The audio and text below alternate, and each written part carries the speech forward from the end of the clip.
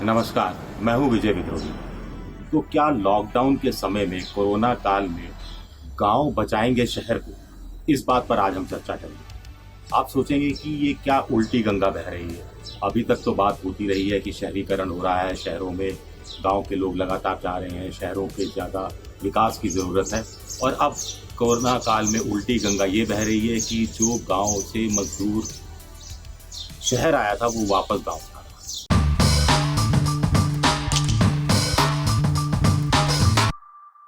सरकार पहले जहां कॉरपोरेट या बड़े औद्योगिक घरानों को राहत देने की बात करती थी, वो अब एमएसएमई को बढ़ावा देने पर आ गई है। एमएसएमई यानी सूक्ष्म, लघु और मझोले उद्योग। इनमें से भी 51% से ज़्यादा गांव में, इनमें भी 5 लाख से 25 लाख से लेकर 5 करोड़ और 10 करोड़ तक की ही पूंजी वाले उद्योग इस श्रेणी में आते हैं। और आमतौर पर ये गांव या अर्ध शहरों या कस्बों में ही। तो सबसे बड़ी बात यह है कि हम इसलिए कह रहे हैं कि गांव देश की आर्थिक विकास को पटरी पर लाने में एक बड़ी भूमिका निभा सकते हैं। इसकी सबसे बड़ी वजह यह है कि गांव में अभी तक कोरोना फैला नहीं है।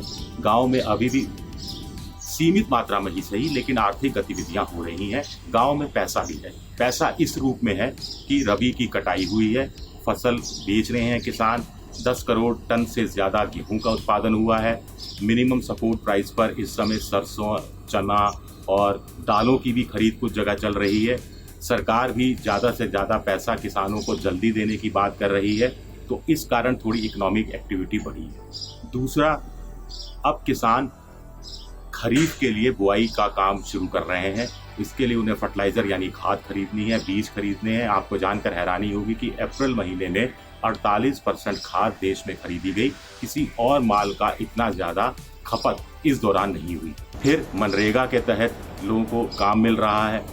वृद्धावस्था पेंशन 1-1 हज़ार रुपये 3-3 महीने के लिए बुजुर्ग महिलाओं को, बुजुर्ग लोगों को देने की बात है। उसमें भी 80% गाँव में ही आते हैं। जनधन योजना के अकाउंट भी ज़्यादातर गाँव में हैं। 5-5 रुपये की 2 किस्तें उनके खाते में जमा कराने की बात है। इसमें से बहुत सा पैसा गया है, बहुत सा पैसा नहीं भी गया है, ये बात भी अपने आप में सच है, लेकिन फिर भी गांव में कुछ पैसा आया है। एक और बड़ी बात है कि चूंकि शहरों में अब जो छोटी फैक्ट्रियां हैं वो खुलने के आसार कम हैं अगले कम से कम 2-4-5 महीनों में, और ऐसे में एग्रो बेस्ड इंडस्ट्रीज़ की मांग ज़्यादा हो रही है। मनरेगा के लिए ज़रूरी है, कहा जा रहा है कि मनरेगा के माध्यम से गाँव के अंदर इंफ्रास्ट्रक्चर डेवलपमेंट की बात की जाए, यानी वहाँ प्राइमरी हेल्थ सेंटर बने, प्राइमरी हेल्थ सब सेंटर बने, पंचायत भवन को मजबूत किया जाए, मंडी के काम में तेज़ी लाई जाए। अगर ऐसा होता है तो और अच्छा होगा। दूसरा, कृषि विज्ञानी कह रहे हैं कि चूंकि इतना अनाज का उत्पादन हुआ है, उधर यूरोप के देश कोरोना से जूझ रहे हैं, ऐसे में वहाँ अनाज की कमी है, तो भारत सरकार को एक्सपोर्ट खोल देना चाहिए। इससे किसानों को और ज़्यादा फायदा होगा। किसानों का माल विदेशों में जाएगा तो वो और ज़्यादा प्रेरित भी होंगे फसल उत्पादन करने के लिए। एक और बात ये भी कही जा रही है कि जो बाहर से श्रमिक गांव वापस लौट के गया है, अगर लोग गांव के आसपास छोटे कारखाने, लघु उद्योग, सूक्ष्म उद्योग खोलते हैं तो यही श्रमिक, इसमें से बहुत सारा अर्धकुशल भी है, कुछ कुशल श्रमिक भी है, उसको भी ज़रूर कोई ना कोई काम मिल जाएगा। वैसे भी गांव के लिए कहा जाता है कि गांव में 2/3 आबादी, एक करीब 90 करोड़ लोग बसते हैं। कृषि जीडीपी में 15% का योगदान देता है। वैसे सर्विस सेक्टर 55% देता है, जो पूरी तरह से तहस नहस हो चुका है। 25% हमारा जो है वो एक्सपोर्ट के थ्रू जीडीपी में जाता है, लेकिन एक्सपोर्ट भी नहीं के बराबर हो रहा है। तो ये 15% जब एक बहुत बड़ी चीज़ साबित हो सकती है, इस चीज़ को देखते हुए जब ये माना जा रहा है कि देश में जीडीपी या तो 0 होगी या 0 से नीचे या नेगेटिव में भी जा सकती है। ग्रामीण अर्थव्यवस्था 43% लोगों को रोजगार देती है, ये भी अपने आप में सच है। इसको भी बढ़ावा देने की बात कही जा रही है।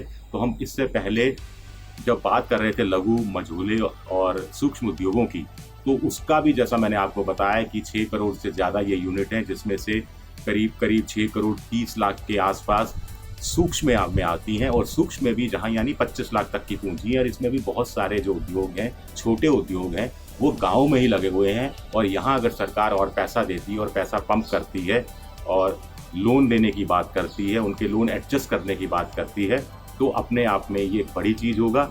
और ऐसे में और ज़्यादा जो उद्योग खोलने वाले उद्योगपति हैं वो भी गाँव की तरफ और ज़्यादा आकर्षित होंगे।